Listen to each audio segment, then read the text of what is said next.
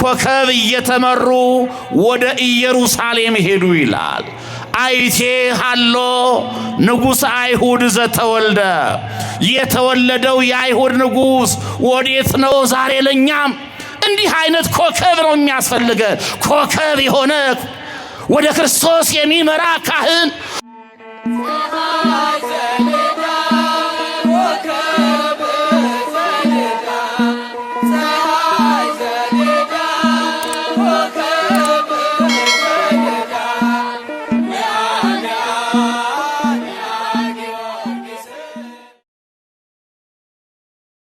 በስመ አብ ወወልድ ወመንፈስ ቅዱስ አሃዱ አምላክ።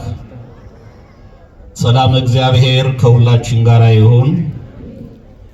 የተከበሩ አባታችን መላከ ፀሐይ በቀለ ተሰማ የዚህ ካቴድራል አስተዳዳሪ፣ የመንጋው መሪ፣ የተከበራችሁ ሊቃውንተ ቤተ ክርስቲያን፣ መምህራነ ወንጌል፣ ካህናት፣ ዲያቆናት፣ የሰንበት ትምህርት ቤት ተማሪዎች፣ የተከበራችሁ ልዑል እግዚአብሔር በወርቀ ደሙ የዋጃችሁ የልዑል እግዚአብሔር ቤተሰቦች፣ የእናታችን የእመቤታችን የቅድስት ድንግል ማርያም ወዳጆች፣ የቅድስት ቤተ ክርስቲያን ልጆች፣ ምእመናንና ምእመናት እንደምን ዋላችሁ? ፈጣሪ ፍጥረታት መጋቤ ዓለማት ዓለምን ፈጥሮ የሚመግበው ገናናው አምላካችን ቸሩ አባታችን እግዚአብሔር ኃጢአታችንን ሰፍሮ በደላችንን ቆጥሮ ሳይቀጣንና ሳይቆጣን በምህረቱ በቸርነቱ በአባታዊ ፍቅሩ ጠብቆ ለዚህ ዕለትና ሰዓት ስላደረሰን ስሙ ለዘላለም የተመሰገነ ይሁን። ወእምድኅረ ሀለፉ እሉ ናሁ አስተራዮ መልአከ እግዚአብሔር በሕልም ለዮሴፍ እንዘ ይብድ ተንስ ወንሳ ሕፃነ ወእሞ ውስተ ምድረ ግብፅ ወሃሉ ህዬ እስካመ እነግረከ።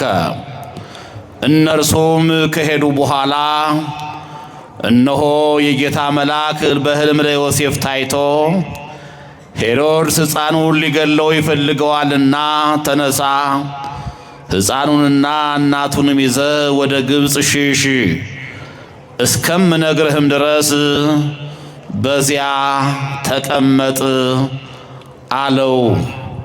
የጌታችን የአምላካችን የመድኃኒታችን የኢየሱስ ክርስቶስ ቅዱስ ወንጌል ከ12ቱ ሐዋርያት አንዱ የሆነው ወንጌላዊው ቅዱስ ማቴዎስ እንደጻፈው ምዕራፍ 2 ቁጥር 13 ላይ ያለ የእግዚአብሔር ቃል ነው። ወሃሉ ህዬ እስከ አመ እነግረከ፣ እስከምነግርህ ድረስ በዚያ ተቀመጥ። የትምህርታችን መሪ ቃል ነው። መነሻ ሐሳባችን ነው። ርዕሳችን ነው። እግዚአብሔር መንፈስ ቅዱስ ለአባቶቻችን ለነቢያት፣ ለሐዋርያት፣ ለሊቃውንተ ቤተ ክርስቲያን ምስጢሩን የገለጠ ለእኛም እንዲገልጥልን ዕውቀቱን ማስተዋሉን እንዲያድለን እርሱን ማወቅ የምንችልበትን እርሱን ሰምተን ንስሐ ገብተን ቅዱስ ሥጋውን ክቡር ደሙን ተቀብለን ሰማያዊ መንግሥቱን ዘላለማዊ ርስቱን መውረስ የምንችልበትን አባታዊ መልእክቱን እንዲያስተላልፍልን ቅዱስ ፈቃዱ ይሆንልን። ወሃሉ ህዬ እስከ አመ እነግረከ፣ እስከምነግርህ ድረስ በዚያ ተቀመጥ። ይህን ቅዱስ ቃል የተናገረው የእግዚአብሔር ቅዱስ መልአክ ነው። የእግዚአብሔር ቅዱስ መልአክ ሄሮድስ ሰማያዊውን ንጉሥ ክርስቶስን ሊገለው በፈለገበት ሰዓት አረጋዊው ዮሴፍ ክርስቶስን ይዞ ወደ ግብፅ እንዲሰደድ መከራው እስከሚያልፍ ጠላቱ ሄሮድስ እስኪሞት እርሱ የምስራቹን ቃል እስከሚነግረው ጠላት ሙቷን ሀገር ሰላም ሆኗል ና ወደ ሀገርህ ግባ ወደ ቤትህ ተመለስ ብሎ እስከሚነግረው ድረስ በዚያ ጸንቶ መቆየት እንዳለበት በዚያ ደጅ መጽናት እንዳለበት የተናገረው ቃል ነው። እግዚአብሔር መንፈስ ቅዱስ ሁላችንንም እንዲናገረን ቅዱስ ፈቃዱ ይሆንልን።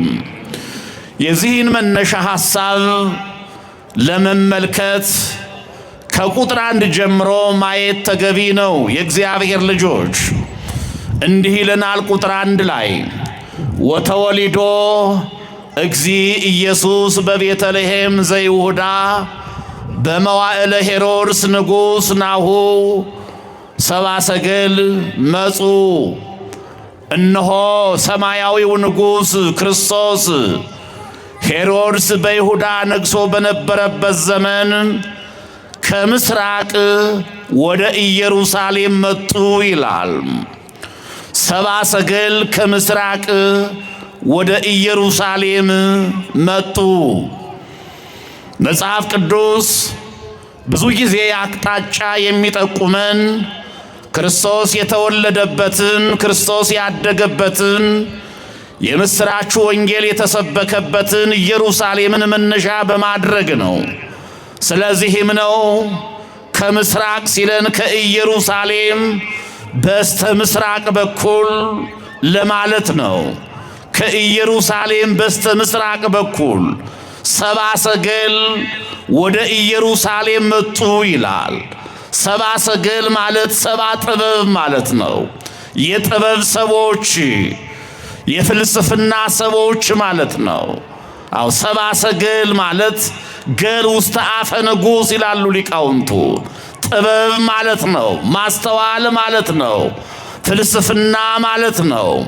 እኒህ የጥበብ ሰዎች፣ እኒህ የእውቀት ሰዎች ከምስራቅ ከኢየሩሳሌም በስተ ምስራቅ ወደ ኢየሩሳሌም መጡ። ወደ ኢየሩሳሌም እንዲሁ ተነስተው አልመጡም። አንድ ታሪክ አጥንተዋል። አንድ ነገር ፈልገዋል ምእመናን። ስለዚህም ነው ወደ ኢየሩሳሌም ለመምጣት ምክንያት የሆናቸው ሰማያዊውን ንጉሥ ለማግኘት ነው። ይሄን ንጉሥ ማግኘት የምንችልበትን ልብ እንዲሰጠን ፈቃዱ ይሆንልን። የኒህ የሰብአ ሰገል ቅድመ አያታቸው ዠረደሽት የሚባል ፈላስፋ እንደነበረ አበው ይተርካሉ፣ ያስተምራሉ። ይህ ሰው አንድ ቀን ከነቃማይ ማለትም ከውሃ ምንጭ አጠገብ ሆኖ ፍልስፍና ሲያጠና ዛሬ ቅዱስ ሉቃስ በሳላት ሕፃኑን ክርስቶስን ታቅፋ ድንግል ማርያምን በምናያት መልኩ ሕፃኑን ታቅፋ በሰሌዳ ኮከብ ተቀርጻ ተገለጸችለት ይላል። ድንግል ማርያምን አያት። አስቀድሞ ገና ክርስቶስ ከመወለዱ በፊት ይሄ ምስጢር ሲገለጥለት መንፈሳዊ መሆኑን ስለተረዳ በሰሌዳ ብርት ቀርጾ ዕቃ ቤት አስቀምጦት ሲኖር ነው። የመሞቻው ጊዜ ሲደርስ ልጆቹን ጠርቶ ለልጆቹ ይሄን ታሪክ ተረከላቸው። ይሄን መልካም ነገር ማስረከባቸው። እንዲህ አይነት ኮከብ ሲወጣ፣ እንዲህ አይነት ኮከብ ሲገለጥላችሁ እርሱ ወደሚመራችሁ ሂዳችሁ ለንጉሡ ይሄን ገብሩ ብሎ የሚገብሩትን ወርቁን፣ ዕጣኑን፣ ከርቤውን አስይዞ በአባታቸው ዠረደሽት አለፈ። ከዚህ በኋላ ነው ሰማያዊ ንጉሥ ሲወለድ ይሄ ኮከብ ለሰብአ ሰገል ተገለጠላቸው ይላል። የተከበራችሁ ምእመናን፣ መልካም ወላጅ ለልጆቹ የሚያወርሰው እንዲህ ነው። መልካም ነገር ያወርሳል፣ መልካም ነገር ይሰጣል፣ መልካም ነገር ያስተምራል። እኛ እውነት ነው ለልጆቻችን እንኖራለን፣ ከኛ በላይ ለነርሱ እናስባለን። በምድራዊው ጥበብ እንዲካኑ ምድራዊውን ዕውቀት እንዲቀስሙ ተቸግረንም ቢሆን ከፍለን እናስተምራለን። ይህን ማድረጋችን መልካም ነው ምእመናን። ነገር ግን ለሥጋዊ ዕውቀታቸው ለሥጋዊ ኑሯቸው ከምንጨነቀው በላይ ግን ሰማያዊውን የእግዚአብሔርን መንግሥት የሚወርሱበትን እግዚአብሔርን የሚያውቁበትን መንፈሳዊውን ጥበብ ልናስተምራቸው፣ ሥርዓተ ቤተ ክርስቲያን ልናስጠናቸው ያስፈልጋል። ዠረደሽት ይሄን ነው የሚያስተምረን። ለልጆቹ መልካም ነገር ነው ያሳያቸው፣ ለልጆቹ መልካም ነገር ነው ያወረሳቸው። እርሱ አለፈ፣ ታሪኩ ግን አላለፈም። ስለዚህም ነው ኮከቡ ሲገለጥላቸው በቁ እያሉ ይሄን ንጉሥ ያስሱት ነበር፣ ይሄን ንጉሥ ይፈልጉት ነበር። እኒህ ሰዎች ቅድም እንዳየነው የጥበብ ሰዎች ናቸው። ጥበባቸው አልገደባቸውም። ባለስልጣኖችም ናቸው። ስልጣናቸው ክርስቶስን ከመፈለግ አላስቀራቸውም። ምእመናን፣ እንዲህ ነው የእግዚአብሔር ሰው መሆን ማለት። መማር መልካም ነው፣ ስልጣን ማግኘትም ጥሩ ነው። ባለጸጋ መሆንም ኃጢአት አይደለም፣ ላወቀበት ክብር ነው። ነገር ግን ስልጣናችን፣ ሀብታችን፣ ዕውቀታችን እግዚአብሔርን ከመፈለግ የሚገድበን ከሆነ ኪዳን ከማስደረስ ቅዳሴ ከማስቀደስ ሥጋ ወደሙ ከመቀበል የሚለየን ከሆነ ግን እርሱ ውርደት ነው። ምእመናን፣ እኒህ ሰዎች ጥበባቸው አልገደባቸው፣ ሀብታቸው አልገደባቸው። ከሞቀ ቤታቸው ወጥተው ከሚመች አልጋቸው ወርደው በየምድረ በዳው እያደሩ ጭንጫ ላይ እየተኙ እየተራቡ እየተጠሙ ሰማያዊውን የሕይወት እንጀራ ክርስቶስን ፈለጉት። አይቴ ሃሎ ንጉሠ አይሁድ ዘተወልደ። የተወለደው የአይሁድ ንጉሥ የት አለ?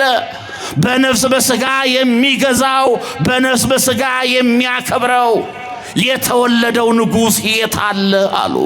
እውነት ነው፣ እግዚአብሔር ንጉሥ ነው። ምእመናን፣ ነቢየ እግዚአብሔር ቅዱስ ዳዊት በመዝሙር 73 ቁጥር 12 ላይ እግዚአብሔርሰ ንጉሥ ውእቱ እምቅድመ ዓለም፣ ዓለም ከመፈጠሩ ዘመን ከመቆጠሩ በፊት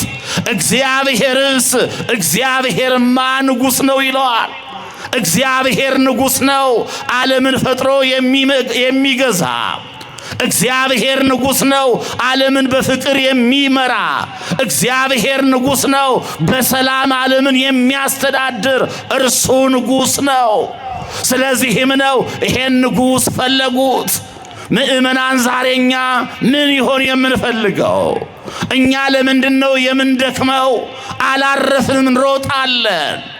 አላረፍንም፣ እንደክማለን።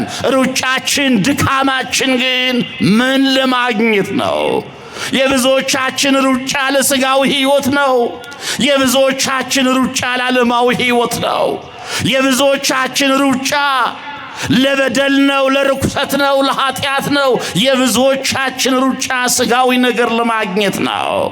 ሥጋዊ ነገር ለማግኘት፣ ሀብት ለማግኘት፣ ስልጣን ለማግኘት መሮጥ ኃጢአት ነው እያልኋችሁ አይደለም። ነገር ግን እግዚአብሔርን የማይፈልግ ሕይወት ግን እርሱ የሞተ ነው። እኒህ ሰዎች እግዚአብሔርን ፈለጉት። እውነት ነው፣ ሕይወት የሆነውን አምላክ በፍቅር የሚገዛውን ጌታ ፈለጉት። ምእመናን፣ እኛም በሕይወት ለመኖር እኛም ለማረፍ ይሄን ንጉሥ እንፈልገው።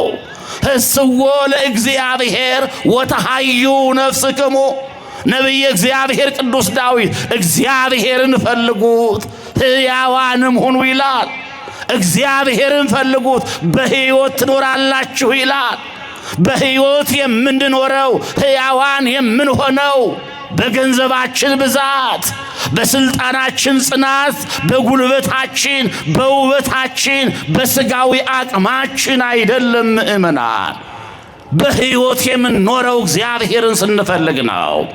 በሕይወት የምንኖረው እግዚአብሔርን ስናገኝ ነው። ስለዚህ እንደነዚህ ሰዎች እግዚአብሔርን መፈለግ፣ እግዚአብሔርን ማግኘት ፈለጉት። የት አላሉ?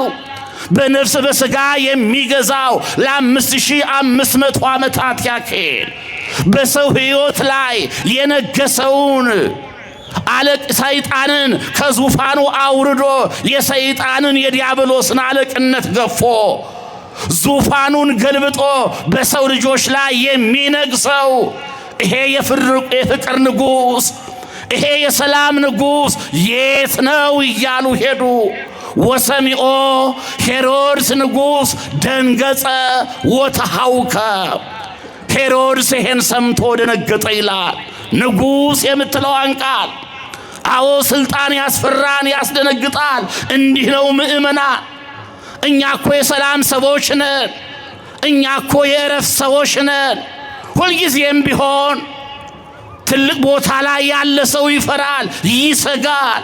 ንጉሥ የምትለዋን ቃል በመስማቱ ብቻ ይሄማ ንጉሥ ከሆነ ሳይገል አይነግስም በማለት ደነገጠ ይላል፣ ፈራ ይላል። እግዚአብሔርን ለእኒህ ሰዎች የገለጠው ይሄን ስም ነበረ። አስፈሪ የሆነውን አስደንጋጭ የሆነውን ሄሮድስን የሚያንቀጠቅጠውን ንጉሥ የሚለውን ሊቃውንቱ ይሄን ማዕከላዊ ስም ይሉታል። እግዚአብሔር ላዕላዊ ስሙን እግዚአብሔር የሚለውን አምላክ የሚለውን ፈጣሪ የሚለውን ስም አይደለም የገለጠላቸው። የተወለደው እግዚአብሔር የተወለደው አምላክ የት አለ ቢሉ የተነገረውን ትንቢት ያላወቁ ያልተማሩ እንዴት እግዚአብሔር ይወለዳል ብለው ቸል እንዳይሏቸው ይሄን ስም አይደለም የገለጠላቸው። ወይም ታህታዊ የሚባለውን ስም ለነቢዩ ለኢሳይያስ እንደተገለጠለት ሕፃን ልጅ የሚለውን ስም አይደለም የገለጠላቸው። የተወለደው ሕፃን የት አለ እያሉ ቢጠይቁ በእስራኤል ከተማ ብዙ ተወልዶ ብዙ ደግሞ ሙቶ ያድራል።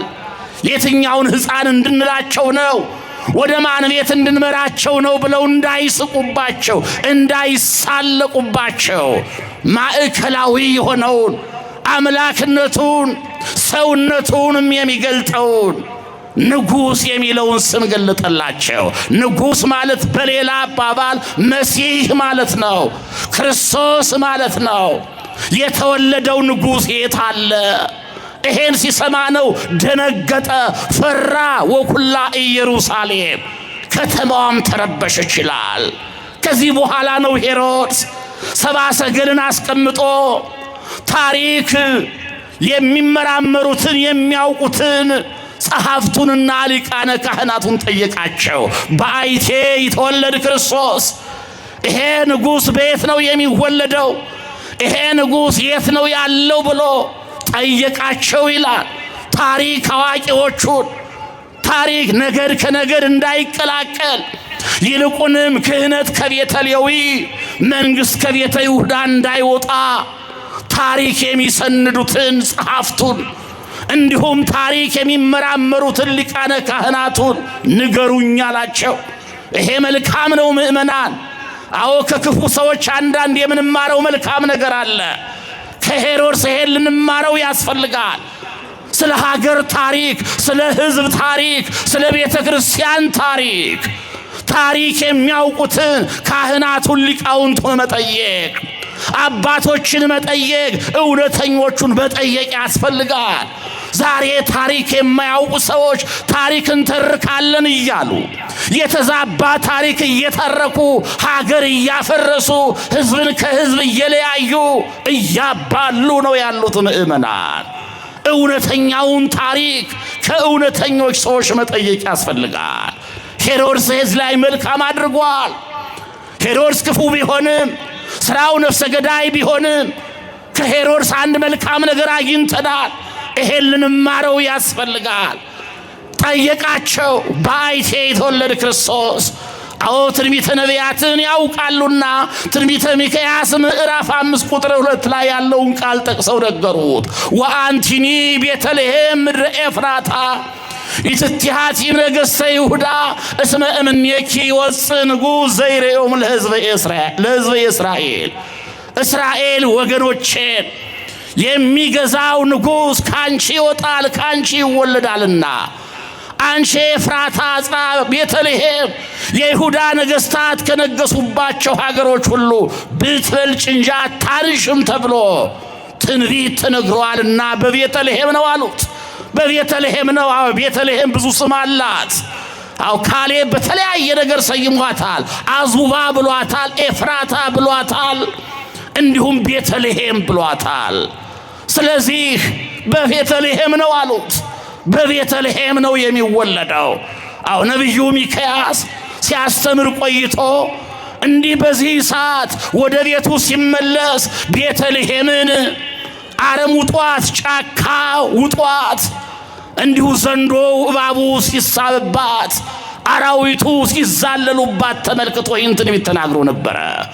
አንቺ ቤተልሔም አለ እንዲህ ጫካ እንደሆንሽ አትቀሪም፣ እንዲህ አራዊት እንደፈነጩብሽ አትቀሪም። ንጉሥ ይነግስብሻል፣ የነጋሪት ድምፅ ይሰማብሻል፣ አሕዛብ ይገብሩብሻል፣ ሰብአ ሰገል ደጅ ይጠኑብሻል ብሎ ትንቢት ተናግሮ ነበረ። እግዚአብሔር የገለጠለትን ተናግሯል። አዎ በዚያን ጊዜ ምናልባት ነቢዩን የሚሰማ ሰው አብዷል እንዴ ሊለው ይችላል። ነቢዩ ግን ብቻውን እየተናገረ ያለው ስለ ቤተልሔም እየተረከ ያለው እግዚአብሔር የገለጠለትን ነው። እግዚአብሔር መልካሙን ነገር ለእኛም ይግለጥልን። ምእመናን አንቺ ቤተልሔም እንዲህ እንደሆንሽ አትቀሪም፣ እንዲህ አራዊት እንደሰለጠኑብሽ፣ እንዲህ እንደተዋረድሽ አትቀሪም፣ ትከብሪያለሽ፣ መናገሻ ትሆኛለሽ አላት። እውነትን ለጊዜው ዘሩባቤል የሚባለው ንጉሥ ነገሰባት፣ ያለው ሁሉ ተፈጸመባት። ፍጻሜው ግን ነቢዩ የተናገረው በነፍስ በሥጋ ስለሚገዛው ሰማያዊው ንጉሥ ለክርስቶስ ነበረ። ዘሩባቤል እንደነገሰባት ክርስቶስ ተወለደባት ቤተልሔም። ክርስቶስ በተወለደ ጊዜ የብርሃን ድንኳን ተተከለባት። አሕዛብ ሰብአ ሰገል ገበሩባት። 99 ነገደ መላእክት ደጅ ጠኑባት፣ ከእረኞቹ ጋር ዘመሩባት። ቤተልሔም አዎ ዮም አሐደ መሬተ ኮኑ መላእክት ወሰብ ከመ ይሰብሕዎ ለክርስቶስ በቃለ አሜን። ሊቁ እንደተናገረው በእምነት ቃል ክርስቶስን ያመሰግኑ ዘንድ ስለ ክርስቶስ ይዘምሩ ዘንድ ዛሬ አለ ሰውና መላእክት አንድ ሆኑ አለ። ሰውና መላእክቱ የተጣሉት የታረቁባት፣ ሰውና መላእክት በአንድነት የዘመሩባት፣ ሰማያዊው ንጉሥ የከተመባት ዙፋኑን የዘረጋባት ቤተልሔም መናገሻ ከተማ ከመሆን አልፋ አሁን ጽርሐ አርያም ሆናለች። ምእመናን ደስ ይበላችሁ። ቤተልሔም መናገሻ ከተማ ብቻ አይደለችም፣ ጽርሐ አርያም ናት። ክርስቶስ ያለበት ቦታ ሁሉ እንዲህ ነው። ክርስቶስ የሚገኝበት ቦታ ሁሉ እንዲህ ነው። መላእክቱ አሉበት፣ ቅዱሳኑ አሉበት። ምእመናን ሰማያዊ ምስጢር አለበት። ቤተልሔም ዛሬ ሁሉም የሚፈልጋት ከተማ ናት። ሁሉም ይገባኛል የሚላት ከተማ ናት። እስላሙም ይፈልጋታል፣ ክርስቲያኑም ይፈልጋታል። ቤተልሔምን የክርስቶስን መወለድ የማያምኑት አይሁድ እንኳ ይፈልጓታል ዛሬ ቤተልሔምን። ቤተልሔም ታላላቅ ካቴድራሎች ተሰርተውባታል። ቤተልሔም ብዙ የሚጎበኙ ቅርሶች ያሉባት ቦታ ናት። ቤተልሔም ሁሉም የፈለጋት ለምንድን ነው? ክርስቶስ ስለተወለደባት ነው። ክርስቶስ ስለተገለጠባት ነው። ምእመናን እንዲህ ነው። እኛም የእግዚአብሔር ማደሪያዎች ስንሆን፣ የክርስቶስ ቤተ መቅደሶች ስንሆን መላእክቱ ይፈልጉናል፣ ቅዱሳኑ ይፈልጉናል። ሁሉም የሚፈልገን የእግዚአብሔር ስንሆን ነው። ነፍሰ ገዳይን ማን ይፈልገዋል? አመንዝራን ማን ይፈልገዋል? ሌባን ማን ይፈልገዋል? መንፈሳውያን ስንሆን፣ የእግዚአብሔር ስንሆን፣ ቤተልሔም ስንሆን ግን ሁሉም ይፈልጉናል። ቤተልሔም ሁሉም የሚጎበኛት፣ ሁሉም የሚወዳት ከተማ ናት። ቤተልሔም የመጀመሪያ ታሪኳ በአረም የተዋጠ ነበረ። የቤተልሔም የመጀመሪያ ታሪክ የአራዊት መዝለያ ነበር፣ የአራዊት መፈንጫ ነበር። ወገኖቼ ያ ታሪኳ ግን ተለውጧል። የኛ ታሪክስ መቼ ይሆን የሚለወጠው? አረም የበቀለበት ሕይወታችን የኃጢአት አረም፣ የበደል አረም መንፈሳዊ ሕይወታችን ያቀጨጨብን ሰዎች የቤተልሔም ታሪክ እንደተለወጠ ቤተልሔም መናገሻ ከተማ እንደሆነች ቤተልሔም ጽርሐ አርያም እንደሆነች ሁሉ እኛስ መቼ ይሆን ሕይወታችን የክርስቶስ ክብር የሚገለጥበት? መቼ ይሆን ጽርሐ አርያም የሚሆነው? አዎ ከኃጢአት ከራቅን ከበደል ከራቅን እኮ ይተአምሩኑ ከመታቦቱ ለእግዚአብሔር አንትሙ ወመንፈሰ እግዚአብሔር ላይ ሌክሙ። እናንተ የእግዚአብሔር መንፈስ እንዲኖርባችሁ የእግዚአብሔር ቤተ መቅደስ እንደሆናችሁ አታውቁምን ይለናል ሐዋርያው ቅዱስ ጳውሎስ። ስለዚህ ምእመናን የቤተልሔምን ታሪክ የለወጠ ጌታ ታሪካችን እንዲለውጥ ለዚህ ዝግጁ መሆን ያስፈልጋል። ከዚህ በኋላ ነው ጸሐፍቱ ነገሩት፣ ሊቃነ ካህናቱ ይሄን አበሰሩት። አሁን ሰብአ ሰገል እንደገና በስውር ጠርቶ ኮከቡ የታየበትን በጥንቃቄ ከነሱ ከተረዳ በኋላ ሂዱ በቤተልሔም ነው፣ ነገር ግን ካገኛችሁት በኋላ ወደ እኔ ተመለሱና ንገሩኝ እኔም እንድሰግድለት አለ ሄሮድስ። ሄሮድስ ሊሰግድለት አይደለም ሊገለው ነው። ግን ሄሮድሳውያን ሽንገላ ልማዳቸው ነውና በሽንገላ ቃል ሰግድለት ዘንድ አለ። በሌላ በኩል ግን እግዚአብሔር መንፈስ ቅዱስ አፉን ከፍቶ ፊቱን ጸፍቶ ይህን አናገረው። ንጉሡ የሚሰግድለትማ ከሆነ እውነትም አምላክ ነው እውነትም እግዚአብሔር ነው ብለው እምነታቸው እንዲጸናላቸው እግዚአብሔር ይህን አናገረው። ከዚህ በኋላ ነው ሸንጋይ ከሆነው ነፍሰ ገዳይ ከሆነው ሰላም ከሌለው ከሄሮድስ ተለይተው ጉዞ ሲጀምሩ የተሰወራቸው ያ ኮከብ ተገለጠላቸው። መንፈሳዊ ነገር እንዲገለጥልን መንፈሳዊ ምስጢር እንዲገለጥልን ከሄሮድስና ከሄሮድሳውያን ምራቅ ያስፈልጋል። ምእመናን ሄሮድሳዊ ጠባይ ካለን ሄሮድሳዊ ማንነት ካለን ሰማያዊውን ነገር መረዳት አንችልም። ተገለጠላቸው። ኮከቡ እየመራ ክርስቶስ ካለበት ቦታ ደረሳቸው። እግዚአብሔር እኛንም ዕለት ዕለት እርሱ ወዳለበት ቦታ እንዲመራን ቅዱስ ፈቃዱ ይሆንልን። አሁን ወደ ክርስቶስ የሚመራ አገልጋይ ክርስቶስን የሚያሳይ ክርስቶስ ያለበትን ቦታ የሚጠቁም እውነተኛ ኮከብ የሆነ አገልጋይ ነው የሚያስፈልገን። ይሄም ስለሆነ ነው አሁን ወደዚህ ቦታ የተጠራችሁት። ይህን ያደረገ ጌታ ለዘላለሙ የተመሰገነ ይሁን።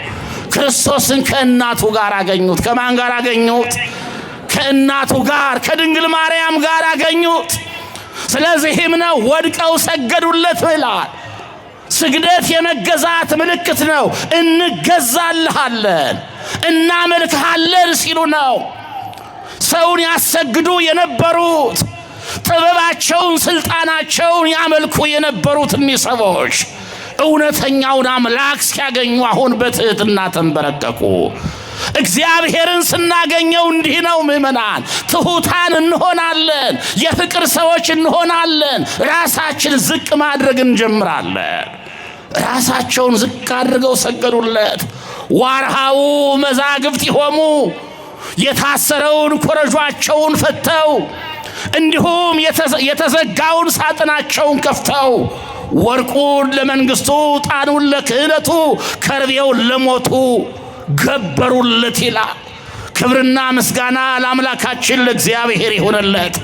ሰውን ያስገብሩ የነበሩት የሰውን ሀብት ይሰበስቡ የነበሩት አሁን ለክርስቶስ መገበር ጀመሩ። ወርቅ ገበሩለት። ከዚህ በፊት ወርቅ እንገብርላቸው የነበሩ ነገስታት ጥንቱንም ፍጡራን በኋላም ኃላፊያን ናቸው። አንተ ግን ጥንት ያልተፈጠር በኋላም የማታልፍ ዓለምን ያሳልፈ የምትኖር የዘላለም ንጉሥ ነህ ሲሉ ነው ዕጣኑን ገበሩለት። ከዚህ በፊት ዕጣን እናጥንላቸው የነበሩ ጣዖታት ጥንቱንም ፍጡራን በኋላም ኃላፊያን ናቸው። አንተ ግን ጥንትም ያልተፈጠር ዓለምን ፈጠር በኋላም የማታልፍ ዓለምን አሳልፈ የምትኖር አምላክ ነህ ሲሉ ነው። ከርቤውን ገበሩለት። ምንም ጥንት ያልተፈጠር በኋላም የማታልፍ አምላክ ብትሆንም ነገር ግን በሰውነት መራራ ሞትን ትሞታለህ ሲሉ ነው። ለሰው ልጅ ትሞታለህ፣ መከራ ትቀበላለህ ሲሉ ነው። ወርቅ ጽሩይ ነው፣ ጽሩየ ባህሪ ነህ ሲሉ ነው። ዕጣን ምዑዝ ነው፣ ምዑዘ ባህሪ ነህ ሲሉ ነው። ከርቤ የተሰበረውን ይጠግናል፣ የተለያየውን አንድ ያደርጋል። አንተም ጽና ነፍስን አጥቶ ከማኅበረ መላእክት ተለይቶ የወደቀውን የሰው ልጅ ወደ ቀደመ ክብሩና ቦታው ትመልሰዋለህ ሲሉ ነው። የተከበራችሁ ምእመናን እኔና እናንተስ ምን ይዘን የመጣ ነው? ክርስቶስን ፍለጋ ነው የመጣ ነው። አሁን ያለነው ቤተልሔም ነው። ክርስቶስ በሚገለጥበት ከእናቱ ጋር እርሱን በምናገኝበት ስፍራ ነው ያለነው። ግን ምን ይዘን ይሆን የመጣ ነው? አሁን እነሱ ወርቅና ዕጣን ይዘው ነው የመጡት። እኛም ብሩን፣ ዕጣኑን፣ ሻማውን እናስገባለን። ቤተ ክርስቲያን ዕድሜ ለእናንተ የጎደለባት ነገር የለም። ግን ሰብአ ሰገል ከወርቁ በፊት ከዕጣኑ በፊት ከከርቤው በፊት ራሳቸውን ሰጥተዋል። እኔና እናንተስ ራሳችን ሰጥተናል ወይ? እኛ ኃጢአት እየሰራን በደል እየፈጸምን እኛን ለዓለም እኛን ለኃጢአት ሰጠን ገንዘባችንን ለእግዚአብሔር ብንሰጥ ምን ዋጋ አለው? በመጀመሪያ ራሳችን ለእግዚአብሔር እንስጥ። ራሳችን ለእግዚአብሔር ስንሰጥ ነው ያ የምንሰጠው ነገር ዋጋ የሚያስገኘው። ራሳችንን ቅድሚያ ለእግዚአብሔር ስናስገዛ ነው ሌላው ነገር በረከትን የሚያመጣው። ሰብአ ሰገል መጀመሪያ ራሳቸውን የሰጡት። ራሳቸውን ሰጠው፣ ገንዘባቸውን ሰጡ። ከዚህ በኋላ ነው የእግዚአብሔር መልአክ ተገለጠላቸውና በሌላ መንገድ እንዲሄዱ አደረጋቸው ይላል። ምክንያቱም ሄሮድስ እንድትመጡ እንድትነግሩኝ በጥንቃቄ መርምሩን የምንሰግድለት ብሏቸዋል። የፈለገው ሊገለው ነው። የእግዚአብሔር መልአክ ይሄን ስለሚያውቅ በሌላ መንገድ 2 ዓመት የተጓዙትን ጎዳና በ40 ቀን እንዲደርሱ አደረጋቸው ይላል። እግዚአብሔርን ስናገኝ እንዲህ ነው ምእመናን። መንገዱ ያጥራል። የመከራው ጊዜ የችግሩ ጊዜ ያጥርልናል። ዛሬ ችግራችን የረዘመው መከራችን የበዛው እግዚአብሔርን ስላላገኘን ነው። እስራኤል ከምድረ ግብፅ የወጡት በ40 ቀን ምድረ ርስት ሊገቡ ነበረ። ግን ከእግዚአብሔር ስለተለዩ የ40ው ቀን መንገድ ወደ 40 ዓመት አድጎባቸዋል። በክፋታቸው በኃጢአታቸው ከምድረ ግብፅ የወጡት ምድረ ርስት ሊወርሱ ነበረ። ምድረ ርስት ሳይገቡ ግን ምድረ በዳ ላይ ወድቀው ቀርተዋል። ወገኖቼ እኒህ ሰዎች ግን ክርስቶስን ስላገኙ የ40ው ቀን የ2 ዓመቱ መንገድ ወደ 40 ቀን አጠረላቸው። እግዚአብሔር ማግኘት እንዲህ ነው። ወደ ሀገራቸው መልሶ አስገባቸው። ያወጣቸው ሊያስገባቸው ነውና ምእመናን እግዚአብሔር እኔና እናንተንም አዎ ከሲኦል አውጥቶናል፣ ከሞት አድኖናል። ከሞት ያዳነን ከሲኦል ያወጣን ወደ ምድረ ርስት ወደ ገነት ወደ መንግሥተ ሰማያት ሊያስገባን ነው። መንግሥተ ሰማያትን ለመውረስ የመከራ ጊዜያችን እንዲያጠር ግን ለእግዚአብሔር መገዛት እግዚአብሔርን ማግኘት ያስፈልጋል። ከዚህ በኋላ ነው ወደ ሀገራቸው ከተመለሱ በኋላ አጠር አድርገን ጠቅልላ አድርገን እንመልከተውና ሄሮድስ ሰብአ ሰገል እንደተሳለቁበት ባየ ጊዜ ይላል ተበሳጨ። አንድ አዋጅ አወጀ በቤተልሔም። የቤተልሔም እናቶች 1 ዓመት ከመንፈቅ 2 ዓመት የሆናቸውን ሕፃናት እንዲያመጡለት ርስት ጉልት ለሌላቸው ርስት ጉልት ለመስጠት እንዲሁም ቀለብ ለሌላቸው ቀለብ ለመስፈር በማር በወተት ለማሳደግ የዘመኑ ፍልስፍና ለማስተማር ቃል ገብቶ የቤተልሔምን ሕፃናት ሰበሰበ። 14,000 ሕፃናትን ሄሮድስ አስገደለ። ክርስቶስ ከዚህ አያልፍም ከዚህ አይወጣም በማለት 144,000 ሕፃናትን አስገደለ ማለት ነው። እግዚአብሔር ከዚህ ይጠብቀን ምእመናን። ያን ጊዜ ነው የእግዚአብሔር መልአክ ለክርስቶስ አገልጋይ ለድንግል ማርያም ተላላኪ ለአረጋዊው ለዮሴፍ ተገለጠለት። የታደለ ሽማግሌ የታደለ ሰው። የሚገርም ነው የዮሴፍ ታሪክ። ድግር ጠራጊ እኮ ነው። እንጨት ጠርቦ የሚተዳደር አንድ ድሃ ዕብራዊ እኮ ነው። ድሃ ሰው እኮ ነው። እንኳንስ ነገስታቱ ጎረቤቶቹ የማያውቁት ሰው ነው። አሁን ግን ዮሴፍ ታዋቂ ሆነ፣ እኛ ማወቅ ነው። ክርስቶስን ስላገለገለ ድንግል ማርያምን ስላገለገለ በእርጅና ዘመኑ ለአገልግሎት ስለተመረጠ አባቶች በእውነት እግዚአብሔር የሽበት ዘውድ የደፋላችሁ ዕድሜ ያበዛላችሁ ሰዎች ካላችሁ ከዮሴፍ ተማሩ። ዮሴፍ የተመረጠው ከቤተ መቅደሱ ስለማይወጣ ነው። ዮሴፍ የተመረጠው ከእግዚአብሔር ጋር ስለተጣበቀ ነው። እግዚአብሔርን ስናመልከው ለእርሱ ስንገዛ እግዚአብሔር ለክብር ይመርጠናል። እግዚአብሔር ለአገልግሎት ይመርጠናል። ለአገልግሎት የተመረጠው ሽማግሌ ተንስ ወንሳ ሕፃነ ወእሞ ወጉዬ ውስተ ምድረ ግብፅ፣ ሕፃኑንና እናቱን ይዘህ ወደ ግብፅ ሽሽ ተባለ። ማንና ማንን ይዘህ? ማንና ማንን? ሕፃኑንና እናቱን ይዘህ። ሕፃኑን ብቻ አላለም። ሕፃኑን ብቻ ነው የተባልሁት ብሎ እናቱን እንዳይተው እናቱንም ብቻ አልተባለም። ሕፃኑንና እናቱን ይዘህ ሽሽ ተባለ። ያ ሽማግሌው ዮሴፍ ሕፃኑን ክርስቶስን በጀርባው እያዘለ በእቅፉ እያቀፈ ብላቴናዋን የ15 ዓመቷን ሕፃን ድንግል ማርያምን በሕፃንነቷ የክርስቶስ እናት የሆነችዋል እየደገፈ ሰሎሜን አስከትሎ አህዮቹን ጭኖ ወደ ምድረ ግብፅ ተሰደደ። ዮሴፍ ከሀገሩ ወደ ምድረ ግብፅ ሄደ። ዮሴፍ ከቤተልሔም ማለት ከኢየሩሳሌም ከቤተልሔም ወጣ። ከቤተልሔም መሰደድ አይገባውም ነበር። ክፉ ቀን ግን የእንጀራ ቤት ከተባለችዋ ክርስቶስ ከተወለደባት ክርስቶስ ከተገኘባት መላእክቱ ከዘመሩባት ቦታ ክፉ ቀን አወጣው። እግዚአብሔር ከዚህ ነገር ይጠብቀን ምእመናን። ክፉ ቀን ከቤተ መቅደሱ እንዳያስወጣን፣ ክፉ ቀን ከቅዳሴው እንዳይለየን፣ ከኪዳኑ እንዳይለየን። ትዝ ይላችኋል በዘመነ ኮሮና ቅዳሴው እኮ ናፍቆን ነበር በትንሽ ጊዜ። ኪዳኑ እኮ ናፍቆን ነበር በትንሽ ጊዜ። ከካህኑ እስከ ምእመኑ ድረስ ጠራርጎ ከቤተ መቅደሱ እኮ አርቆን ነበር። አዎ ክፉ ቀን ሲመጣ እንዲህ ነው። ዮሴፍ ተሰደደ።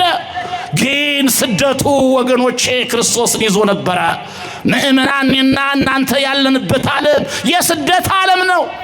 ሀብት ቢኖረንም ስልጣን ቢኖረንም ትዳር ቢኖረንም ፍጹም የሆነ ደስታ የሌለበት የስደት ዓለም። በዚህ የስደት ዓለም የጎደለው እንዲሞላልን፣ በዚህ የስደት ዓለም ደስታችን ፍጹም እንዲሆንልን እናቱንና ሕፃኑን እንያዝ ምእመናን። ኦርቶዶክሳዊት ቤተ ክርስቲያን ይሄን ነው የምታስተምረው። ሕፃኑን ክርስቶስን በአምላክነቱ በጌትነቱ ታመልከዋለች፣ ትገዛለታለች። እናቱን የክርስቶስ እናት በመሆኗ ታከብራታለች፣ ትዘምርላታለች። አዎ ኦርቶዶክሳዊት ቤተ ክርስቲያን ሕፃኑን ብቻ ይዛ ትጓዝም። ከዮሴፍ የተማረችው ይሄን ነው። ከዮሴፍ ያገኘችው ይሄን ነው። ሕፃኑንና እናቱን ይዘህ ሽሽ ወደ ግብፅ። ወሃሉ ህዬ እስካመ እነግረከ፣ እስከምነግርህ በዚያ ኑር አለው። እስከምነግርህ በዚያ ተቀመጥ አለ። አዎ ግብፅ የሚመች ቦታ አይደለም። ከግብፅ ይልቅ ቤተልሔም ይመች ነበር። ከግብፅ ይልቅ ኢየሩሳሌም ይሻል ነበር። ግን በኢየሩሳሌም ያለው መከራ፣ ያ ስደቱ፣ ስቃዩ፣ የተመዘዘው ሰይፍ፣ የሕፃናቱ ሞት እስከሚቆም ድረስ በማይመቸው ቦታ በግብፅ ቆይ ነው የተባለው። ምእመናን አንዳንድ ጊዜ በማይመች ቦታም ቢሆን በማይመች ሁኔታም ቢሆን እግዚአብሔር በዚያ ቆዩ ካለን መቆየት ነው። መከራውን ታግሰን ፈተናውን ታግሰን በሚመች ቦታ ብቻ አይደለም በማይመችም ቦታ እንድንቆይ እግዚአብሔር ያዘዘናል። መከራውን ታግሰን ፈተናውን ታግሰን ደጅ እንድንጠናው እግዚአብሔር ይጠይቀናል። ዮሴፍን በግብፅ ቆይ ተባለ። መከራው እስከሚያልፍ በዚያ ሂድ ተባለ። ሕፃኑንና እናቱን ይዞ ወደ ግብፅ ሸሸ፣ ወደ ግብፅ ሄደ። ክርስቶስ ተሰደደ። የዓለም ንጉሥ ዓለምን በመሃል እጁ የያዘው አሐዚ ዓለም በእራሁ ኩሉ እሁዝ ውስተ እዴሁ ይነብር ድደ ወይነብር ጠፈረ ተብሎ የተነገረለት ሰማየ ሰማያት የሚኖረው ከምድር ከመሰረቶቹ በታች ያለው እግዚአብሔር ዓለምን በመሃል እጁ እንደ እንቁላል የያዘው ጌታ ስደተኛ ሆነ። ምን አይነት ንጉሥ ነው! ሳኦል እኮ ከቤተ መንግስቱ የተሰደደው አቅም አጥሮት ነው። ዳዊት እኮ ልጁ ጠላት ሆኖ ሲነሳበት ከቤተ መንግስቱ የወጣው ጉልበት አቅም አጥሮት ነው። ይሄ ንጉሥ ግን አቅም አለው። የማጥፋት አቅም፣ የመግደል አቅም አለው። ሰማይና ምድር በእጁ ነው። ኃይል ሁሉ በእጁ ነው። ስልጣን ሁሉ በእጁ ነው። ግን የፍቅር ንጉሥ ስለሆነ የሚያጠፉትን ከሚያጠፉት ሰዎች ሸሸ። ከክፉ ነገር እንድንሸሽ መበቀል እየቻልን ማጥፋት እየቻልን ግን እንዳንበቀል እንዳናጠፋ ይልቁንም ጠላት ከሆኑብን ሰዎች ጠላት ከሆነብን ነገር እንድንሸሽ ሊያስተምረን ይሄ ፍቅር ንጉሥ ሸሸ። ይሄ የፍቅር ንጉሥ ተሰደደ። ይሄ የፍቅር ንጉሥ፣ ይሄ የሰላም ንጉሥ የመጀመሪያው አዳም ዕፀ በለስን በመብላት ከገነት ተሰዶ ነበርና አዳምንና ልጆቹን ሕይወታችን የሚቀደሰው እንደ ግብፅ ገዳማት ሕይወታችን የሚባረከው ይሄ የስደተኞች ተስፋ እኛን ከስደተ ነፍስ ለመመለስ የተሰደደው ሰማያዊው ንጉሥ ክርስቶስ ሲመጣ ነው። ወደ ሕይወቴና ወደ እኔ ተሰደድ እንበለው። አዎ ወደ ግብፅ የተሰደድከው ጌታ የኔም ሕይወት ግብፅ ሆኗል፣ በረከት አልባ ሆኗል። ያንተ ምሕረት ያስፈልገዋል፣ ያንተ ቸርነት ያስፈልገዋል። ና ወደ እኔ ልንለው ያስፈልጋል። ክርስቶስ ተሰደደ። ድንግል ማርያም ተሰደደች፣ እየተራበች እየተጠማች አማናዊውን የሕይወት እንጀራ አዝላ። የሚገርመው ነገር ድንግል ማርያም ተሰደደች እየተራበች፣ ምእመናን ያን የሕይወት እንጀራ ይዛ ተራበች። ዛሬም እኛ የሕይወት እንጀራ ክርስቶስን ይዘን የምንራብ እኮ ብዙዎች ነን። ክርስቶስን ይዘን የምንራብ ሥጋውን ደሙን ያልበላን በረከት የራቀን ክርስቶስን እናምናለን እንላለን፣ በስሙ ተጠርተናል፣ በደሙ ተዋጅተናል እንላለን፣ ክርስቶስ አለን እንላለን። ይሄን የሕይወት እንጀራ መብላት ያቃተን መያዝ ብቻ ምን ያደርጋል? እጅ መታጠብ ብቻ ምን ያደርጋል? አያጠግብም። ከታጠቡ በኋላ መብላት ነው። ወንጌል መማር መታጠብ ነው። ንስሐ መግባት መታጠብ ነው። ማስቀደስ መታጠብ ነው። ግን መታጠብ ብቻውን ምእመናን አያጠግብም። ሰማያዊውን የሕይወት እንጀራ ድንግል ማርያም አዝላው የተሰደደችውን ይህን የሕይወት እንጀራ ክርስቶስን እንብላው እንጠጣው፣ እንብላው እንጠጣው። እሷ የተራበችው ምድራዊ እንጀራ ላይ ነው። ከሰማያዊ ሕይወት ከክርስቶስ አይደለም። የእርሱማ ዙፋን ሆናለች፣ የእርሱማ እናት ሆናለች፣ የእርሱማ አዲስ ኪዳን ኪሩብ ሆናለች። እርሱንማ ይዘዋለች። ከሥጋዋ ሥጋ ከነፍሷ ነፍስ ነስቶ ሰው ሆኖባታል። እርሱን አይደለም የተራበችው ምድራዊውን እንጀራ። እኛ ደግሞ በግልባጩ ሰማያዊውን እንጀራ ክርስቶስን ይዘናን እንላለን፣ ግን ገና ረሃብተኞች ነን ወገኖች። እርሱን ይዞ አለመብላት፣ እርሱን ይዞ አለመጠጣት፣ ስደተኛ መሆን ይሄ አስከፊ ሕይወት ነው፣ አስከፊ ታሪክ ነው። ስለዚህ ስደት በበዛበት ስደት በሆነው በዚህ ዓለም የምንኖር ምእመናን ይሄን የሕይወት እንጀራ ልንበላው ልንጠጣው ያስፈልጋል። ወሃሉ ህዬ እስካመ እነግረከ፣ ተመለስ ብዬ ከግብፅ ውጣ ብዬ እስከምነግርህ የሄሮድስን መሞት የኢየሩሳሌምን ሰላም መሆን እስከማበስርህ በግብፅ ቆይ ነው የተባለው ዮሴፍ። ምእመናን ዛሬ ብዙዎቻችን ሕይወት ግብፅ ሆኗል። ሰላም ያጣን ብዙዎች ነን። ወጠን ለመግባታችን ሰላም የሌለን እንዲሁ የክርስቲያኖች አስከሬን እንደ ነዶ የሚደረደርባት ሀገር አዎ ግብፅ ሆናለች። ነገር ግን በዚያው ቆይ ነው የተባለው። እንዳያጉረመርም በመከራውም ቢሆን እንዲጸና ነው የተነገረው። እኛም ቢሆን ሰላም እስከሚመጣ እንዲሁ ውንብድና፣ ሽፍትነት፣ ነፍሰ ገዳይነት ከአካባቢያችን ከሀገራችን ከሕይወታችን እስከሚወጣ ድረስ ከእኛ የሚጠበቀው በጸሎት መጽላት ነው፣ በጸሎት መኖር ነው። የጸሎት ሰዎች፣ የንስሐ ሰዎች፣ የጾም ሰዎች፣ የፍቅር ሰዎች፣ የሰላም ሰዎች መሆን ነው። አምላካችን አባታችን እግዚአብሔር እንዲሁ መከራው አማሮን ከእምነታችን እንዳንወጣ ከመንፈሳዊ ሕይወታችን እንዳናፈነግጥ የእርሱ ጥበቃ የእርሱ ቸርነት አይለየን። የአምላካችን የእግዚአብሔር ቸርነት የእናታችን የእመቤታችን የቅድስት ድንግል ማርያም አማላጅነት የቅዱሳን ሁሉ ምልጃና ጸሎት ረድኤትና በረከት ከሁላችን ጋር ይሁን። ይቆየን።